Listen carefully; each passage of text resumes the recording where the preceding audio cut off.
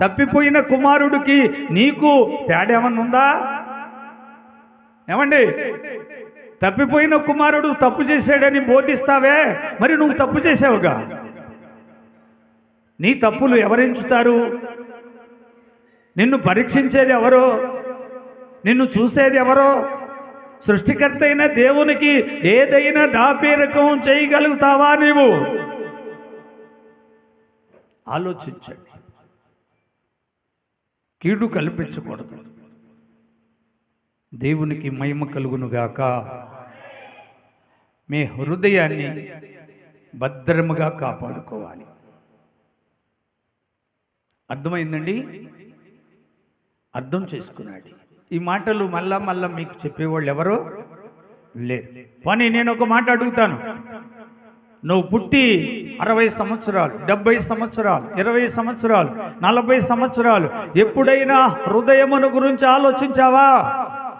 హృదయంలో జరిగే పొరపాట్లను బట్టి నీ జీవితం పాడైపోతుందే, నీ ఆస్తి పాడైపోతుందే, మీ పిల్లలు పాడైపోతున్నారే, మీరు ఇడిపోతున్నారే, కోర్టు కేసుకొని కోర్టులో ఏజ్యమాడుతున్నారే, మీకున్న ఇలువలన్నీ మంట గలుపుతున్నావే. నీవు ఎప్పుడైనా ఆలోచించావా? నీలో మర్యాద ఉందా? నీలో మృదువైన మాట ఉందా? నువ్వు జాగ్రత్త పడుతున్నావా? ఏమండి, హృదయం ఎంత ఘోరమైందో,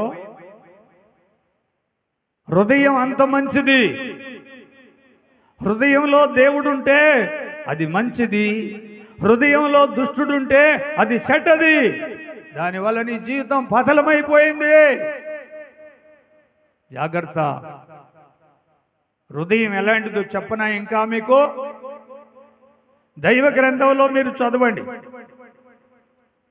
సామెతల గ్రంథం 19వ అధ్యాయము 21వ వచనంలో, నరుని హృదయములో ఆలోచనలు అనేకములు పుట్టును.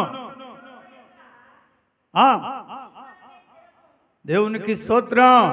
దేవుని యందు తీర్మానమే స్థిరము, మేలు. వింటున్నారా? నరుని హృదయములో అనేకమైన ఆలోచనలు. ఈరోజు అతను పండుకొని నా భార్యని చంపాలనే ఆలోచన, అతడు ఉద్యోగం చేస్తూ నా పిల్లలను పాడు చేయాలనే ఆలోచన, నా కుటుంబాన్ని పాడు చేసుకోవాలనే ఆలోచన. ఇది మంచి ఆలోచన కాదు, ఇది చెడ్డ ఆలోచన. కీర్తన గ్రంథం 1వ అధ్యాయంలో